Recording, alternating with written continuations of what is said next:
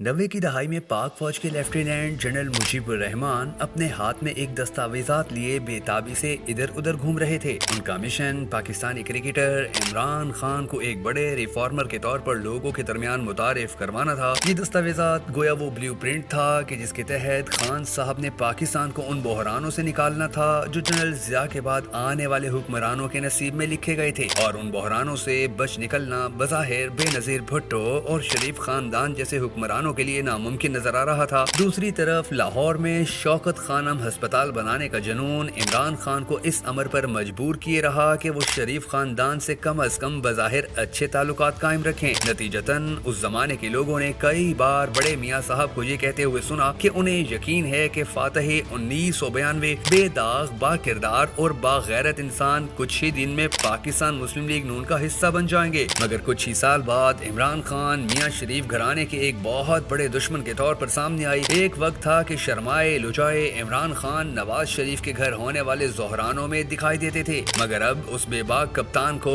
اپنے اس سابق مہربان کے سامان میں کرپشن کے ذریعے حاصل کیا گیا پیسہ اور اثر و رسوخ صاف نظر آنے لگا تھا۔ عمران خان آہستہ آہستہ شریف خاندان سے دور ہوتے چلے گئے۔ یہ فاصلے وقت کے ساتھ ساتھ اتنے زیادہ بڑھے کہ عمران خان نے شریف خاندان پر اچانک ہی سیاسی چڑھائی کر دی۔ گھر کے آدمی یعنی عمران خان کی مبینہ طور پر کرپٹ حکومت پر یہ چڑھائی بے حد کامیاب ثابت ہوئی۔ اس نے پی ٹی آئی کو وہ ولولہ اور سرپرستی عطا کی کہ جس کی وجہ سے عمران خان پہلے خیبر پختونخوا اور پھر مرکز میں حکومت بنانے میں کامیاب ہو گئے۔ نواز شریف اپنے حواریوں سمیت ملک سے فرار ہونے کے لیے پرتول ہی رہے تھے کہ انہیں بتایا گیا کہ آپ کی کرپشن کے سارے کیس کھلنا شروع ہو چکے ہیں۔ یہ خبر نواز شریف کے پلیٹلیٹس پر اتنی اثر انداز ہوئی کہ پھر ان کی پارٹی کے مرکزی رہنماؤں کو میڈیا پر ایک اسپیشل پریس کانفرنس کرنا پڑ گئی۔ انہوں نے بتایا کہ اگر نواز شریف کو علاج کے لیے لندن نہ بھجوایا گیا تو خدا نخواستہ ارض وطن ایک عظیم لیڈر سے ہمیشہ ہمیشہ کے لیے محروم ہو جائے گا۔ ادھر جیسے جیسے میاں صاحب کی فائلیں کھلتی جا رہی تھیں ویسے ویسے ہی ان کی شریانیں بند ہو رہی تھیں۔ بالآخر بہت سے مذاکرات، ٹیبل ٹاک اور یقین دہانیوں کے بعد 4 ہفتوں کے لیے نواز شریف کو لندن بھجوانے کی تیاریاں شروع کر دی گئیں۔ میاں صاحب جیسے ہی جہاز میں سوار ہوئے تو ساتھ ہی ان کی بند شریانوں میں خون دوڑنے لگا، اور جب ان کا جہاز لندن کی فضاؤں میں پہنچا تو ان کے ڈاکٹر نے ان کے کان میں آ کر خوشخبری سنائی کہ آپ کے پلیٹلیٹس بھی تیزی سے اڑان بھر کر پورے ہونا شروع ہو چکے ہیں۔ یہ وہ زمانہ تھا کہ جب پاکستان میں گرمی اور لوڈ شیڈنگ دونوں ہی مل کر قوم کو بے حال کیے ہوئے تھے،